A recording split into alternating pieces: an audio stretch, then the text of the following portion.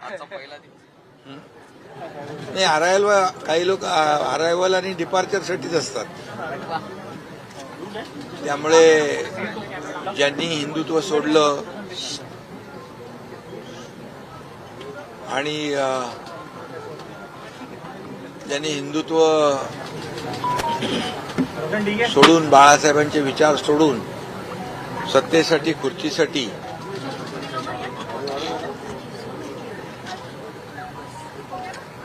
हिंदुत्व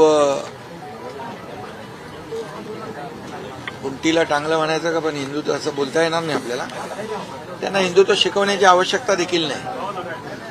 आणि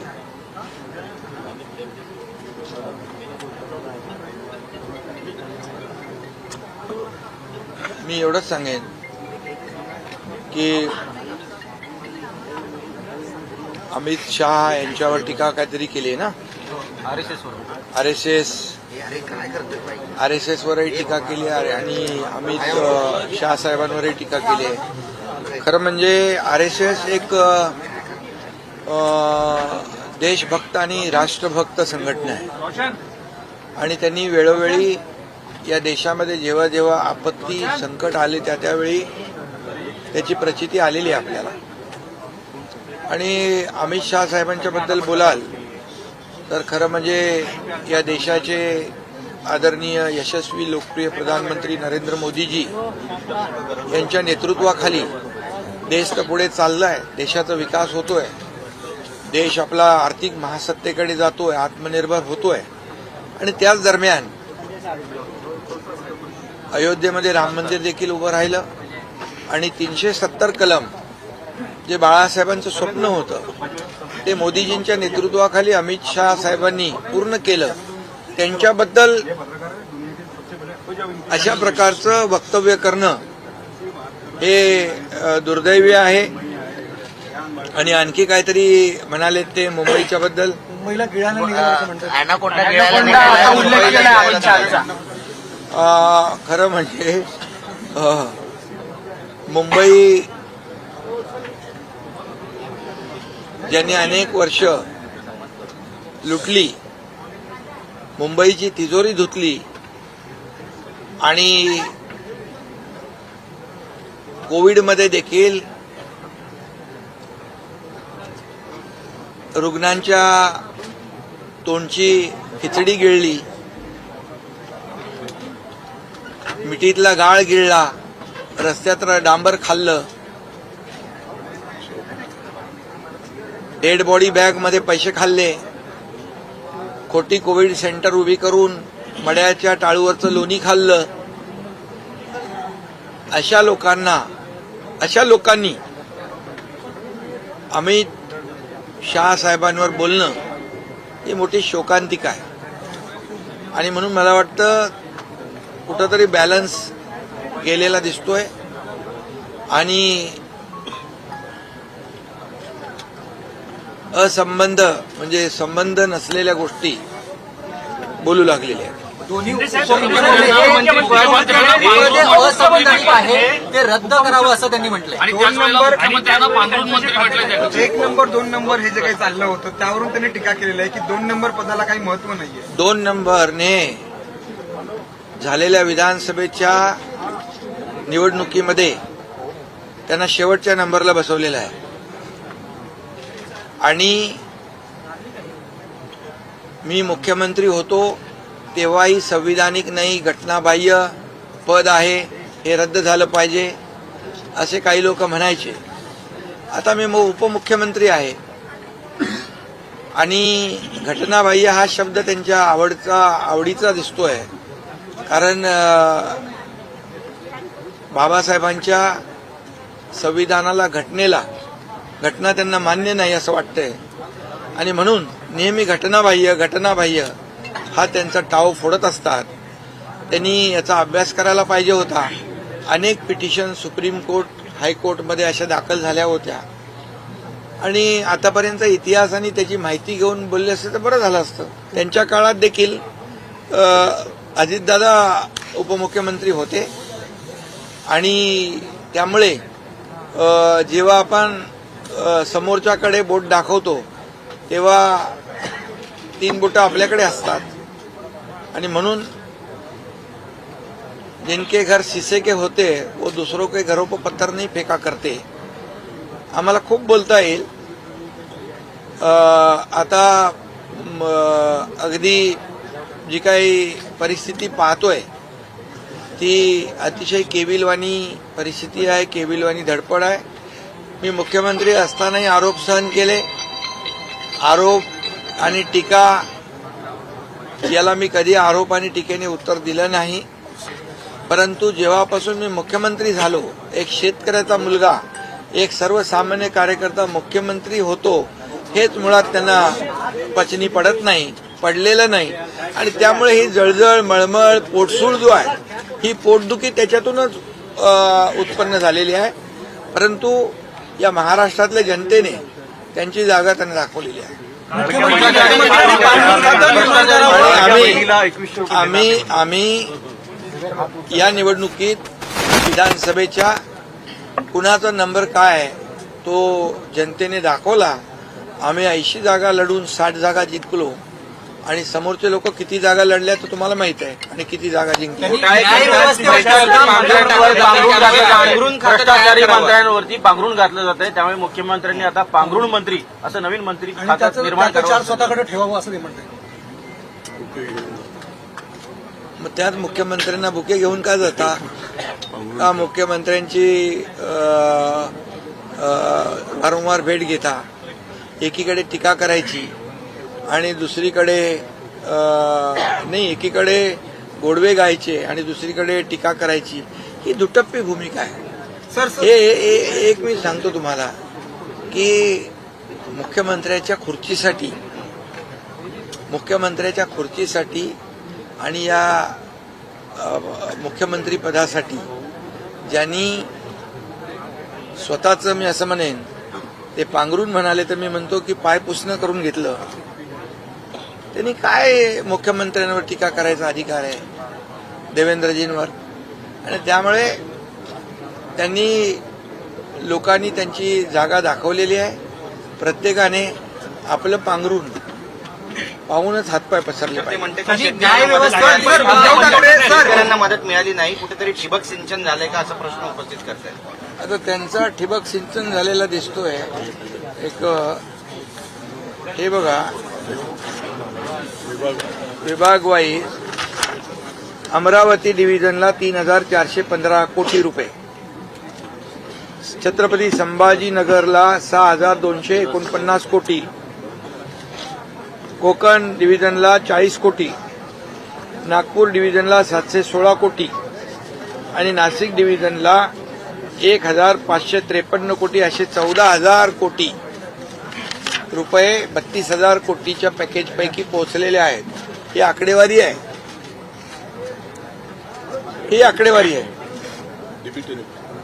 आणि डायरेक्ट खात्यात पैसे गेलेले आहेत. आता सांगा मला की शेतकऱ्यांना पैसे मिळाले नाही,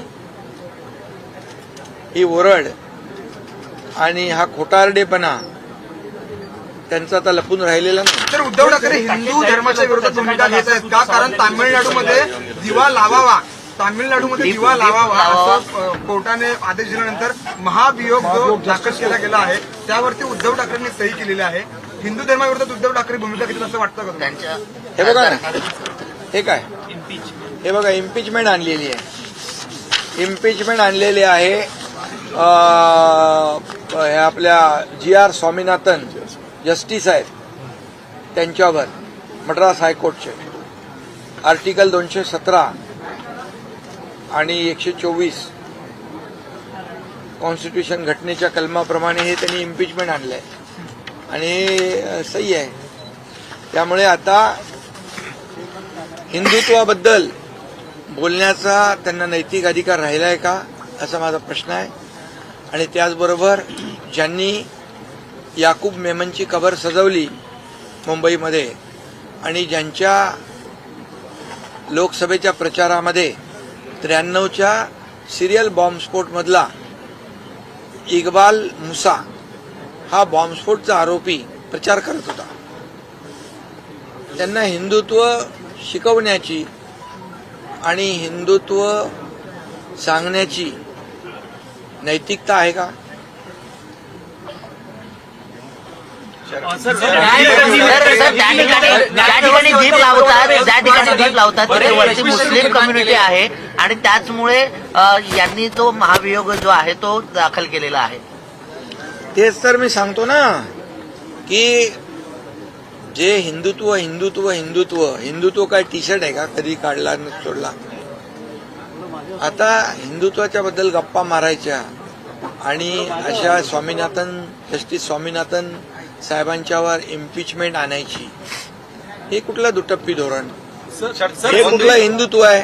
सर 2 दिवसापूर्वी 2100 रुपये देणार सुप्रीम कोर्टावरती नाराजी व्यक्त केली आहे, न्यायमूर्तींवरती एक प्रकारे टीका केली आहे, पुढे तरी न्यायव्यवस्थेवरतीच बरेचसे त्यांनी आक्षेप घेतलेले आहेत. ते ईव्हीएमवर आक्षेप घेतात, ते मतदार यादीवर आक्षेप घेतात, निवडणूक आयोगावर आक्षेप घेतात, ते सुप्रीम कोर्टावर आक्षेप घेतात. आता हे सगळ्याच्या सर्वोच्च झालेले आहेत आणि म्हणून असं माणूस कधी करतो जेव्हा माणसाचा बॅलन्स जातो. आणि जेव्हा हे जिंकतात त्यावेळी ह्या सगळ्या यंत्रणा चांगल्या असतात, जेव्हा हरतात त्या यंत्रणा सगळ्या वाईट असतात. जे आतापर्यंत देशामध्ये इतके वर्ष घोटाळे, काळा बाजार, मोठमोठे स्कॅम, नोट चोरी करणारे लोक आता वोट चोरी वोट चोरीचा आरोप करतायत. हे मोठी शोकांतिका आहे. लाडकी बहीण योजना बंद होणार नाही तुम्ही म्हटलं होतं, मात्र आता पुन्हा मुद्दा काढलेला आहे की 2100 रुपयांचं काय झालं तुम्ही म्हणाला 2100 रुपयांचं. अरे लाडक्या बहिणींनी त्यांना घरी बसवलेलं आहे विधानसभेच्या निवडणुकीमध्ये. त्यामुळे लाडक्या बहिणींना आम्ही जो लाडकी बहीण योजना जी सुरू केली ती कधीही बंद होणार नाही. आणि जे आम्ही बोललोय 2100 रुपयाचा योग्य वेळी आम्ही तोही निर्णय आमचा पूर्ण करू.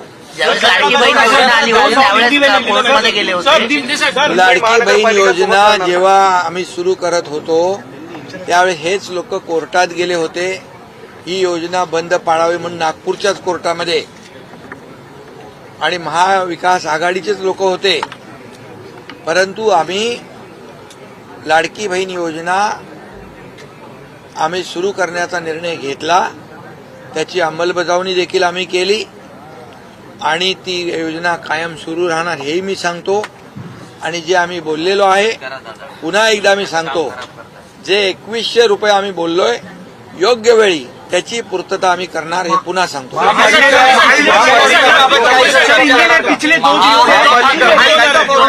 मुख्यमंत्रीपद सोडलं तेव्हा विधान परिषदेच्या सदस्यत्वाचा राजीनामा दिला होता. आज ते अवघ्या काही तासांसाठी नागपूरमध्ये आलेले आहेत आणि संध्याकाळी त्यांनी आमदारांची बैठक बोलावलेली आहे. हे नेमकं कशाचं होतं का? आणि अवघ्या काही तासांसाठी पर्यटन अरायवल आणि डिपार्चर महापालिका जिल्हा परिषद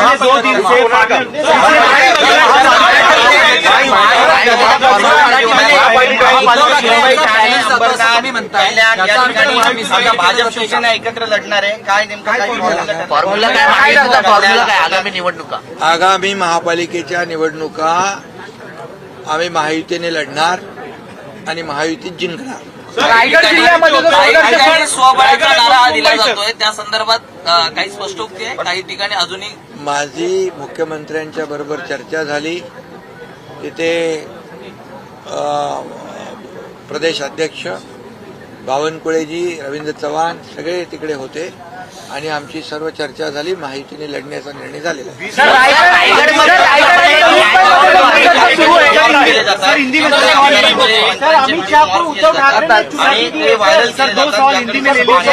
आता मॉर्फिंगचा धंदा चालू केलाय त्यांनी. आता सगळा धंदा बंद झाला, सगळी कामं बंद झाली. आता हे मॉर्फिंगचं काम चालू आहे.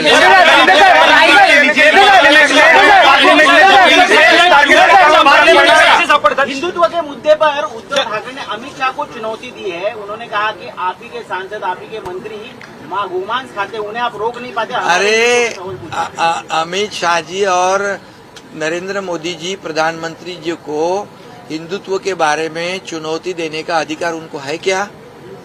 ये मेरा सवाल है। अभी यहाँ पर देखिए, ये GR स्वामीनाथन जो मद्रास हाईकोर्ट के जस्टिस है, उनको इम्पीचमेंट लाने का जो लेटर दिया है उस पर उनकी सिग्नेचर है। जिन्होंने मंदिर में दिया लगाना चाहिए ऐसा निर्णय दिया। ऐसे देखिए, ये motion for removal of justice GR Swaminathan of the Madras high court under article 217 end with 124 of the constitution of India, ये देखिए सर। और ये यहाँ पर साइन है, ये क्या है? और जो यहाँ पर जो मुंबई में याकूब मेमन की मजार को, कब्र को सजाते हैं, और इकबाल मूसा जो सीरियल बम ब्लास्ट में आरोपी है, उसको इनके प्रचार में देखा गया। ये कौन सा हिंदुत्व है? पाकिस्तान के झंडे उनके प्रचार में नचाते हैं, ये कौन सा हिंदुत्व है? ये उनको हिंदुत्व के बारे में बोलने का नैतिक अधिकार कभी खोया उन्होंने जब बाला साहब ठाकरे जी के विचार को त्याग दिया। सर पिछले बाला साहब ठाकरे जी को विचार को छोड़कर कुर्सी हथियाई उन्होंने। कुर्सी की लालच में, मुख्यमंत्री के पद के लालच में बाला साहब ठाकरे जी के विचार को छोड़ दिया। बाला साहब ठाकरे जी ने कहा था मेरी कांग्रेस नहीं होने दूंगा, उसी कांग्रेस के साथ जुड़ गए। अभी उनको कौन सा अधिकार है हिंदुत्व के बारे में बोलने का? और आदरणीय प्रधानमंत्री नरेंद्र मोदी जी और अमित शाह जी के ऊपर बोलने का अधिकार है? सर पिछले 2 दिन से हस्ताक्षर कर रहे हैं और उद्धव ठाकरे कह रहे हैं कि मद्रास में वहां पर दिया जला के रहेंगे। ये दोगली उनकी नीति है, ये डबल स्टैंडर्ड काम है। और सर पिछले 2 ये क्या कहते हैं उसको, गिरगिट कैसे? सर पिछले 2 दिन से पार्लियामेंट में चर्चा हो रही है वंदे मातरम को लेके। वंदे मातरम को लेके जो चर्चा हो रही है उस पर भी उन्होंने विरोध जताया है। उन्होंने कहा है कि अभी सरकार को वंदे मातरम की याद आई है, शायद से आरएसएस के कपड़े फाड़ने के लिए वंदे मातरम का डिबेट उन्होंने शुरू किया। अरे किसने? उद्धव ठाकरे। अरे अभी मैं क्या कहा? अभी आरएसएस के खिलाफ बोलने का अधिकार है क्या? आरएसएस एक देशभक्त और राष्ट्रभक्त संगठन है। उन्होंने हमेशा उन्होंने प्रूव करके दिखाया है।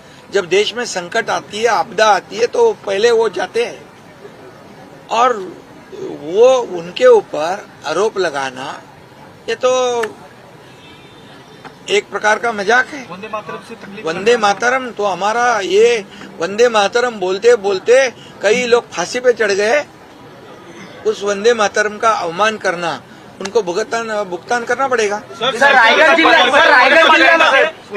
लोकल बॉडी इलेक्शन साथ में लड़ने वाली है sir Mahayuti. Local body election इतनी है, हमें मांगनी करते हैं। लोकल बॉडी इलेक्शन महायुति साथ में लड़ने वाली है, क्योंकि बीएमसी के अलावा और भी टीएमसी, मुंबई कारपोरेशन के साथ जो कारपोरेशन के चुनाव है, महायुति साथ में लड़ेगी और महायुति जीतेगी। क्योंकि हम 3.5 साल में पिछले जो काम किया है वो लोगों के सामने है। डेवलपमेंट है, वेलफेयर स्कीम्स है, लाडली बहना जैसी कई स्कीम्स, योजनाएं बनाई। और इन्होंने जो महाविकास आघाड़ी ने स्पीड ब्रेकर डाले थे, कई कामों को स्थगित कर दिया था, उसको हमने आगे बढ़ा दिया। मुंबई के रोड हो, कॉन्क्रीटाइजेशन हो, सीवरेज ट्रीटमेंट प्लांट हो, ब्यूटिफिकेशन हो, मेट्रो हो, कार शेड हो, कोस्टल रोड हो, अटल सेतु हो, इतने काम किए हैं। हमें देश के प्रधानमंत्री नरेंद्र मोदी जी ने भी मुंबई को डेवलपमेंट के लिए, महाराष्ट्र के डेवलपमेंट के लिए 10 लाख करोड़ रुपए दिए। और ये इसी की जो जलन है, यही पेट दर्द है कि उन पर आरोप लगाने की कोशिश हो। मुख्यमंत्र्यांनी 30 जूनला कर्जमुक्तीची घोषणा केली आहे। कर्जमुक्ती होणार का 30 जूनला साहेब? अभी हो गया महाराज। रायगड जिल्ह्यामध्ये महायुतीमध्ये संघर्ष आहे. राहुल गांधी कह रहे हैं अमित शाह डर गए। पार्लियामेंट में डिबेट के दौरान राहुल गांधी कह रहे हैं कि अमित शाह उनसे डर गए, उनके हाथ कांप रहे थे, उनकी जबान लड़खड़ा रही थी जब इलेक्ट्रल रिफॉर्म्स पे डिबेट हो रही थी। अरे अमित भाई ने ये 370 कलम कश्मीर का हटाया, इतने सालों में जो काम नहीं हुआ वो उन्होंने करके दिखाया है। और उन्होंने तो राहुल गांधी के कपड़े फाड़े, ऐसा नहीं बोलता हूं मैं, लेकिन उसकी जगह उसको दिखा दी। ये राहुल गांधी जी जो है, राहुल जी, ये हमारे देश की बदनामी विदेश में जाके करते हैं। हमारे प्रधानमंत्री जी की बदनामी विदेश में जाके करते हैं। ये कौन सी देशभक्ति है? ऑपरेशन सिंदूर के बाद हमारे जो ऑपरेशन सिंदूर में पहलगाम हमले के बाद जो जवानों ने करतब दिखाया, उसके ऊपर आशंका जताते हैं। ये कैसी देशभक्ति है? ये पाकिस्तान की बोली बोलते हैं वो लोग।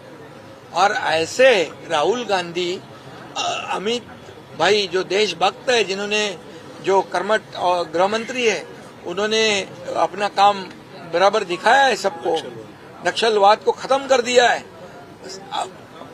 और देश के दुश्मनों का करेक्ट कार्यक्रम किया है। तब डरे नहीं। और ये ऐसी बातों में वो डरने वाले क्या? 11 महीने में 2000 से ज्यादा किसानों ने आत्महत्या की है विदर्भ और मराठवाड़ा में।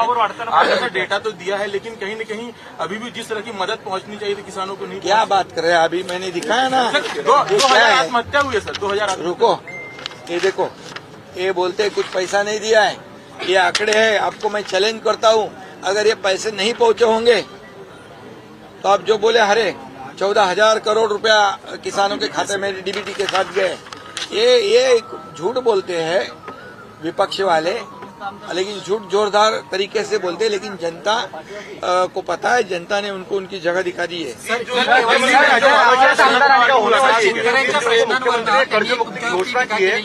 कर्ज मुक्ति महाराष्ट्र के किसानों की होंगी। देखिए, हमारे महायुति ने जो भी वादे किए हैं वो वादे हम पूरे करेंगे। कोई भी हम प्रिंटिंग मिस्टेक कहने वालों में से नहीं है। जो बोलते हैं वो करते हैं, जो नहीं होगा वो हम नहीं बोलते हैं। और इसलिए हम जो कमिटमेंट करते हैं उसको पूरा करते हैं। इसीलिए तो इस महाराष्ट्र की जनता ने लैंडस्लाइड मैंडेट ये विधानसभा के चुनाव में दी है।